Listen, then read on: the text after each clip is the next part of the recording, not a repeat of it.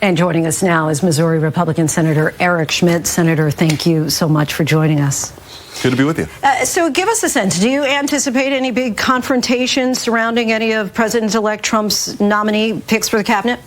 I don't think so. I think if you take a step back, President Trump won the popular vote. He swept all the battleground states. And I think he, was given a mandate by the American people. So I think he deserves the right to have his people in place. There'll be confirmation hearings. There'll be a lot of questions, as there always is. But I think he'll get the cabinet that he wants. He campaigned on that. He campaigned on taking on permanent Washington, sort of this disruptor versus establishment model.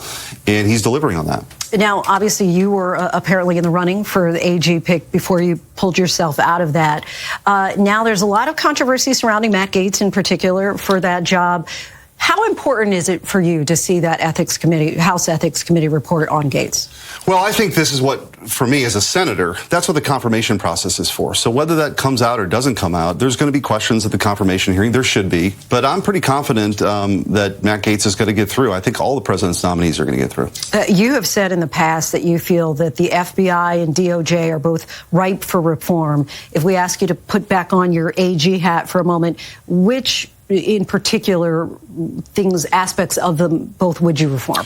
Well, I think it's been politicized to a degree we've never seen before. This DOJ has gone after Catholics. It's gone after parents who show up to school board meetings under the auspices of the Patriot Act. It's engaged in lawfare to put its chief political rival in jail for the rest of his life. This is Banana Republic kind of stuff. So I think DOJ, we got to get back to a place where it's respected and also get back to fighting violent crime. And you have said, as you're just confirming there, that you do think that the DOJ particularly targeted President-elect Donald Trump.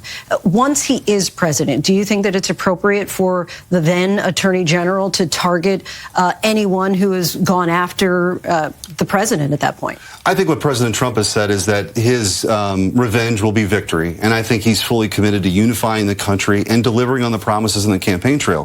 But I do think there ought to be consequences for people who engaged in this kind of activity. The idea that the number 3 person from DOJ went to New York to prosecute President Trump on a political prosecution, that the assistant prosecutor in Atlanta was coordinating with the White House, that Jack Schmitt was chosen specifically for this, even though it was ruled by a federal judge to be an unconstitutional appointment as a special prosecutor.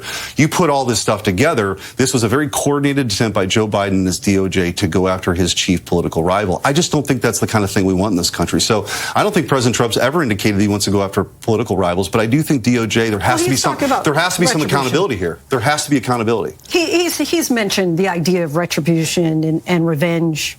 You don't think that that's the same thing? I think he said his revenge is victory. He's achieved victory, and I do think he wants to unify the country. I think he's reached out.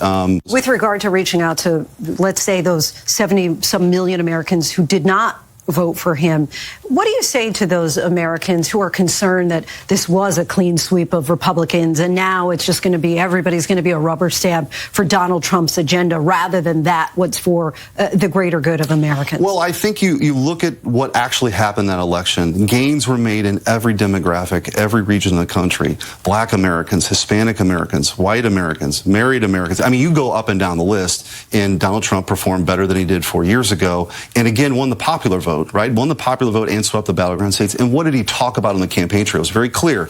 Unleashing American energy, reducing spending and controlling the border, having operational control of the border. I think he's going to deliver on those promises. And the polling suggested that people trusted him more than Kamala Harris on all those important issues that affected their day-to-day lives. And so I think that's going to be his focus in his 4 years. What do you think should be the priority on day one for this Republican-led Senate?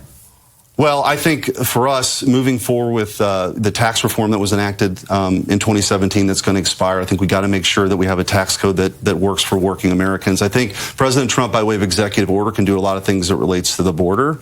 But if there are things we need to backfill, we should be willing to listen to that. And I also think unleashing American energy. Inflation's not some act of God. It turns out when you declare war on domestic energy production and you spend $1.4 trillion that you don't have, the cost of everything goes up. So I think we've got an opportunity to reduce inflation by unleashing American energy and controlling spending. Senator Eric Schmitt, we thank you so much for your time. Really appreciate you coming on the show. Good to be with you.